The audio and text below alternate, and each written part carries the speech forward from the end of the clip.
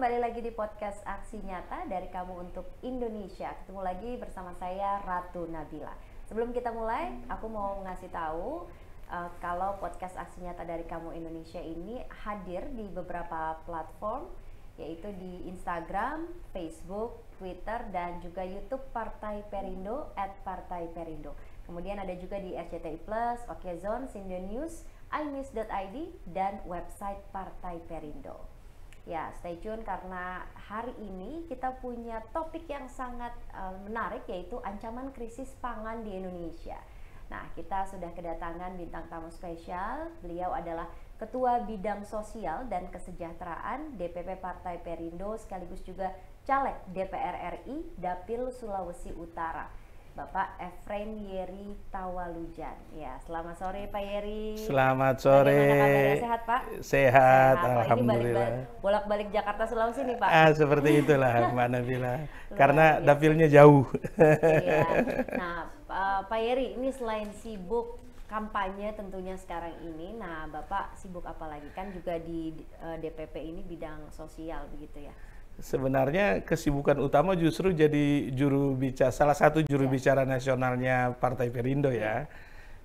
Tapi memang khusus membidangi masalah-masalah sosial, kesejahteraan rakyat, termasuk bahan pangan tentu. Ya, betul. Ini kita akan membahas bagaimana bahan pangan yang seharusnya dengan Indonesia yang melimpah ruah ini, Pak, apakah kita bisa begitu swasembada?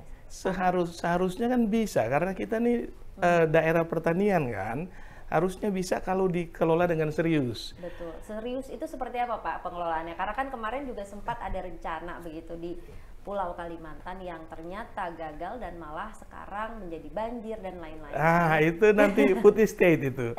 Jadi seriusnya tentu kita perlu padukan antara teknologi pertaniannya dan juga kemampuan SDM petaninya, lalu hilirisasinya, dan semua hal itu dipikirkan dan dimatangkan lebih dulu sebelum action. Jangan nanti sudah action baru ternyata gagal. Iya. Seperti berarti itu. Memang riset itu penting sekali begitu ya Pak? Iya, riset itu dasar kan. Kalau kita nggak ada penelitian dulu, nggak ada riset dulu, maka akan sulit nanti untuk menentukan arah pertanian dan ketahanan pangan kita ke depan itu seperti apa. Kalau yang kemarin itu memang tidak ada risetnya atau seperti apa Pak dari yang Bapak sudah amati begitu? Kalau saya boleh meminjam komentar dari Greenpeace, itu Greenpeace memang menyoroti tidak ada riset. Makanya gagal di yang food estate ya, di 4 provinsi, Kalimantan Tengah, Sumatera Utara, lantas di NTT dan di Papua itu gagal semua. Jadi lahannya sudah rusak, puluhan ribu hektar lahan sudah rusak. Tetapi contoh di Kalimantan Tengah yang harusnya itu untuk tanam singkong gagal. Kenapa? Karena jenis tanahnya tidak cocok untuk tanam singkong. Artinya kan tidak ada riset lebih dulu, tidak ada penelitian. Padahal sudah banyak juga petani-petani yang kemudian sudah jadi ladang komoditi begitu ya. Mungkin dari situ dulu kita akses untuk menjadi lebih baik kualitasnya, apakah bisa Pak? Sebenarnya ini semua dipadukan dan dirancang bersama-sama ya. Jadi perlu penelitian jenis tanahnya, kemampuan petaninya, lantas infrastruktur pendukungnya, itu diteliti semua, kemudian direncanakan dengan matang, baru action. Nah, yang terjadi sekarang ini kecenderungannya melalui banyak pengamatan berbagai LSM, ini kejar tayang sebenarnya. Ini dananya sudah tersedia, jadi harus action, akhirnya kan rugi. Sayang sekali. Ya, kalau kita juga berbicara mengenai dapil Bapak sendiri begitu, pasti banyak sekali hal-hal yang juga disuarakan oleh masyarakat di Sulawesi Utara sendiri Pak. Nah, apa sih yang banyak diaspirasikan oleh mereka? Justru yang berhubungan dengan pangan itu. Betul, Pak. Kenapa? Karena kalau pangan kan urusan perut nih, ini nomor 1 nih. Jadi di Sulawesi Utara memang keluhannya adalah bahan pangan naik terus harganya. khususnya dalam 8 bulan terakhir ya, itu nggak pernah turun, naiknya konstan. Yang paling terasa memang seperti beras, lalu minyak goreng, kemudian cabai, apalagi sayur mayur, itu kasihan rakyatnya. Sudah pada menderita dan berteriak, emak-emaknya udah pada berteriak semua nih. Apakah ini karena inflasi atau karena memang banyak yang bilang juga kan produksinya kurang, karena cuaca juga tidak mendukung begitu, seperti apa Pak? Nah gini, di seluruh Asia dalam 8 bulan terakhir ini kan terkena fenomena El Nino. Dengan adanya fenomena El Nino itu, maka kemarau jadi panjang dan bukan cuma kemarau tetapi langsung kekeringan di banyak provinsi. Contohnya di Papua, itu kan 3 bulan lalu ada yang warga yang sampai mati kelaparan gara-gara kekeringan. Karena kekeringan yang merata di seluruh Asia, akhirnya produksi pangan menurun. Produksi pangan menurun, di saat yang sama permintaan naik, maka harganya pun melambung. Nah, ini tentu kalau tidak diseriusin oleh pemerintah, maka pemerintah akan tidak berhasil. Tapi kan sebenarnya Pak, kalau soal cuaca itu kan ada BMKG begitu, atau ada badan riset yang memang mengetahui cuaca-cuaca itu kapan di masa kering, kapan di masa subur begitu. Nah, ini kan bisa disiasati dengan menaruh mungkin beberapa pertanian subsidi silang begitu ya. Mungkin yang subur ini bulan apa, kemudian yang kering itu dipindahkan. Apakah bisa dengan strategi-strategi seperti itu Pak? Betul sekali. Jadi gini, kami tuh dari Partai Perindo sebenarnya jauh-jauh hari sudah berteriaknya supaya pemerintah, baik itu Kementerian Pertanian maupun Badan Pangan Nasional, itu sudah ada roadmap kapan kira-kira harga akan naik dan kenapa naik. Karena kan sudah berpola ini kan, sudah berpola harga naik karena kekeringan, harga naik karena produksi pangan menurun. Nah, itu ketika polanya sudah diketahui, pemerintah harusnya sudah menyiapkan strategi bagaimana mengatasi kalau terjadi lonjakan permintaan dan di saat yang bersamaan justru produksi pangannya menurun. Langkah apa yang harus diambil? Kita sudah berteriak lama nih. Harusnya pemerintah dapat melakukan hal seperti itu. Tapi sayangnya terus-terusan terjadi karena menjalankan business as usual. Jadi gitu aja, tidak kreatif gitu, ya, dalam berpikir dan membuat perencanaan A, B, C, D. Kalau A nggak jadi, B, C, D-nya kita ada jalan keluar, ada langkah-langkah dan alternatif yang bisa diambil untuk memastikan bahwa harga bahan pangan itu terkendali dan ketersediaannya terjamin. Kalau dari undang-undang sendiri, apakah kemudian ini sudah berhasil mengatur begitu Pak harga-harga pangan, kemudian juga stok-stok pangan seperti apa? Memang yang repot karena undang-undang kita itu kan lebih setuju dengan pasar bebas. Jadi kita tidak bisa memproteksi dan tidak bisa mengatur harga kayak gitu karena tergantung permintaan pasar. Tapi di lain pihak sebenarnya pemerintah punya hak untuk mengatur supaya ada ketersediaan bahan pangan. Nah, saya mau kembali ke poin tadi. Misalnya ketika musim panas atau kemarau panjang itu, di daerah tertentu seperti NTT pasti akan kekeringan. Di Papua pasti akan kekeringan. Tetapi di sebagian daerah di Jawa Tengah, di dataran tinggi, itu tidak terlalu terasa kekeringannya dibanding dengan NTT atau Papua itu tadi. Nah, harusnya di daerah-daerah yang tetap subur ketika musim kemarau panjang, itu bisa ditingkatkan produksi pangannya sebenarnya. Nah, tapi gini, lepas dari itu semua, yang saya lihat adalah tindakan pemerintah itu seharusnya harus terpadu dari lintas sektoral. Jangan ada ego sektoral. Kalau ada ego sektoral, maka repot.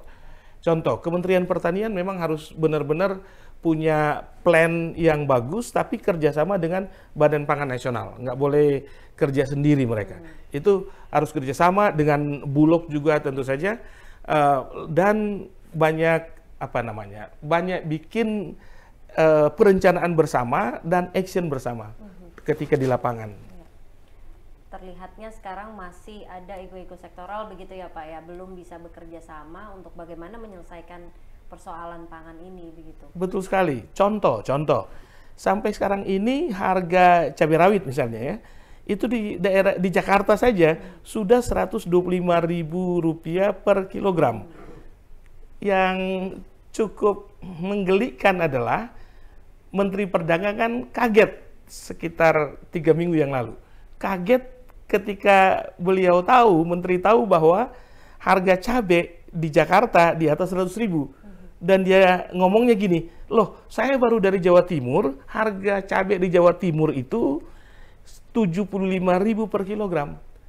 Tapi kan itu ongkos distribusi itu, distribusi logistik dari Jawa Timur sampai ke DKI, ke Jakarta, itu kan panjang. Cost-nya lebih besar. Cost-nya besar. Nah, harusnya Kementerian Perdagangan misalnya itu membuat perencanaan dan berikan jalan keluar supaya operasional cost untuk distribusi ekspedisinya itu bisa contoh ditanggung oleh pemerintah supaya harga dari sentra penghasil cabai tidak beda jauh dengan harga di Jakarta contohnya, karena sudah disubsidi untuk distribusi pengangkutan dan segala macam. Tapi begitu ya. Betul. Tapi ini kan menterinya sendiri kaget. Iya. Artinya menterinya jarang turun ke lapangan, jarang turun untuk melihat ngecek harga langsung di pasar tradisional. Nah, bagaimana dengan impor tuh Pak, barang-barang beras yang kita masih kalau kekurangan kita impor. Padahal sebenarnya apakah benar-benar kekurangan gitu Pak di Indonesia ini? Gini, dalam 5 tahun terakhir sebenarnya produksi beras itu hampir mencukupi, bukan mencukupi tapi hampir mencukupi. Dari tahun 2018 kita itu hanya tinggal mengimpor sekitar 0,5 juta ton, sekitar 500.000 ton beras, kebanyakan dari Thailand dan dari Vietnam. Hanya ketika masuk 2023 kita sudah impor 1,5 juta ton beras dalam 6 bulan pertama. Dan ini sudah diorder 3 juta ton lagi bulan ini untuk impor ya. Kenapa? Karena 8 bulan terakhir ini kan kemarau panjang. Kemarau panjang, jadi stok beras tentu sangat menurun. Di saat yang sama tapi gini, pertanyaan saya adalah kenapa Thailand yang mengalami kekeringan yang sama dengan kita, mereka bisa. Vietnam juga kekeringan yang sama, tapi justru mereka punya stok lebih sehingga kita bisa impor dari mereka. Nah, kenapa kita tidak berpikir ini akan kemarau panjang? Bagaimana caranya kami pemerintah ada alternatif supaya sekalipun kemarau panjang, daerah-daerah yang tidak terlalu kekeringan itu bisa meningkatkan produksi berasnya. Nah, itu yang tidak dipikirkan oleh pemerintah. Ya, mungkin itu strategi-strategi besar yang kemudian masih sangat menjadi permasalahan begitu ya di sini, dan adanya lagi ancaman krisis pangan. Nah, ini bagaimana pendapat Bapak nih dengan ancaman krisis pangan lagi? Dengan harga sudah mahal, kemudian ada ancaman dengan krisis pangan. Ancaman ke depan yang paling besar memang krisis pangan. Kenapa? Pertama itu karena lonjakan penduduk. Jadi proyeksi BPS ya, itu tahun 2045 sampai 2050, maka jumlah penduduk Indonesia akan tambah 50 juta. Kalau tambah 50 juta artinya kebutuhan pangan meningkat untuk kasih makan 50 juta orang baru. Lalu tempat tinggal itu juga akan meningkat kebutuhannya. Artinya, contoh kalau di daerah pedesaan atau jangan pedesaan, di kota-kota kecil misalnya, itu artinya lahan pertanian akan tergusur dan berubah fungsi menjadi perumahan. Karena kebutuhan akan rumah meningkat. Jumlah kelahiran meningkat. Lalu di saat yang bersamaan, lahan untuk pangan kan makin berkurang. Lahan untuk pangan makin berkurang, maka hasil pangan, produksi beras juga akan berkurang. Ini yang harus dipikirkan oleh pemerintahan ke depan. Dan saya dengar dan sudah confirm bahwa Pak Ganjar dan Pak Mahfud itu luar biasa, sudah merencanakan bagaimana jalan keluar untuk krisis pangan ke depan. Ya, ini apa saja Pak strategi yang Bapak kan juga menjadi tim pemenangan di pasangan Ganjar Mahfud begitu ya. Nah, ini apa strateginya atau program yang akan diusung? Pak Ganjar dan Pak Mahfud MD itu salah satu kekuatan yang mereka prioritaskan tentu adalah ketahanan pangan dan bagaimana meningkatkan kualitas dari contoh lahan padi ya, sawah, sehingga bisa panennya 3 kali dalam setahun. Karena pupuk, lantas ada bibit unggul, lalu SDM petani ditingkatkan, dan fokus benar-benar untuk pertanian, untuk ketahanan pangan. Ini sudah ada roadmap-nya ke arah itu. Lalu apa yang gagal, yang food estate yang gagal itu karena tidak ada riset awal, itu ke depan tidak akan terulang lagi yang menghamburkan uang negara, tetapi akan memperkuat daerah-daerah. Contoh, sudah ada pertanian. Iya, contoh misalnya yang bagus untuk lahan sayur mayur, cabai dan beraneka bawang-bawangan itu di mana? Itu digenjot, diperbanyak. Lantas di daerah yang penghasil padi yang bagus, nah itu justru ditingkatkan kualitasnya, sehingga sekalipun secara kuantitas lahannya tetap sama, bahkan mungkin berkurang, tetapi hasilnya meningkat karena kualitasnya itu ditingkatkan. Seperti itu, dan itu sudah ada di roadmap visi misinya Pak Ganjar Mahfud. Baik, itu sudah cocok sekali begitu ya, karena kan kita juga melihat dari kemarin yang gagal begitu, terus apa sih yang bisa dilakukan begitu untuk Indonesia ini menjadi lebih maju dan lebih unggul begitu ya Pak ya. Nah, terakhir Pak, boleh berikan tips untuk para sobat aksi nyata di sini, mungkin tips untuk bagaimana kita bisa bersama-sama membangun Indonesia ke depannya, karena kan ini juga tidak bisa hanya 1-2 orang saja ya Pak ya. Kita pasti punya perannya masing-masing. Saya kira tipsnya sederhana.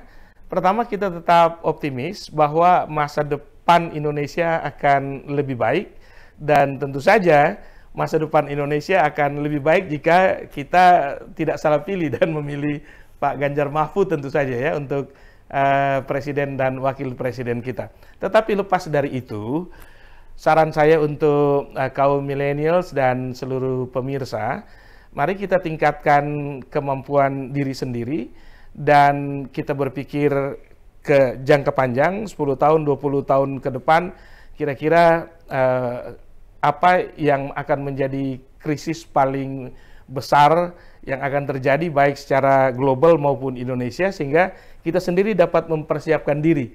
Contoh kecil misalnya, kalau terjadi krisis pangan, maka tentu kita akan siap. Kalau sekarang biasanya makan nasi 3 kali sehari, tetapi karena kita tahu nanti akan ada krisis pangan, siapapun jadi presidennya, tetap krisis pangan itu tidak akan 100% teratasi, karena ini kan sudah masalah global.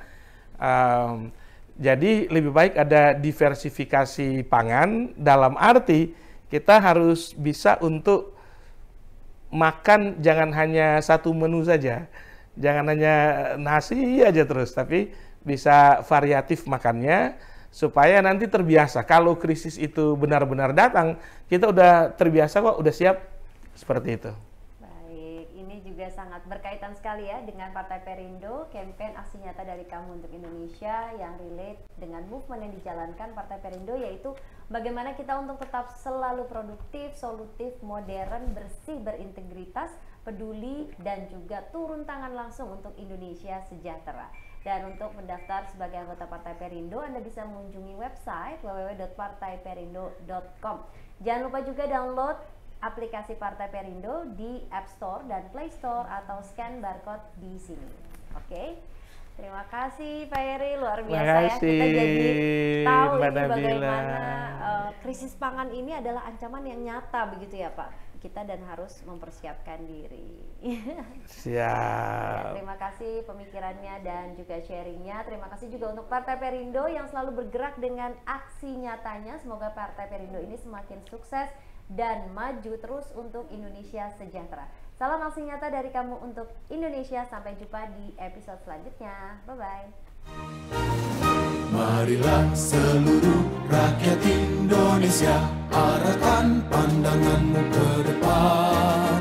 Raihlah mimpimu bagi nusa bangsa, satukan tekad untuk masa depan.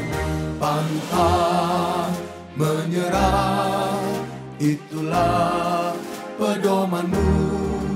Hentaskan kemiskinan cita-citamu, rintangan tak menggentarkan dirimu. Indonesia maju, sejahtera tujuanmu, nyalakan api semangat perjuangan. Dengungkan gema, nyatakan persatuan oleh Perindo.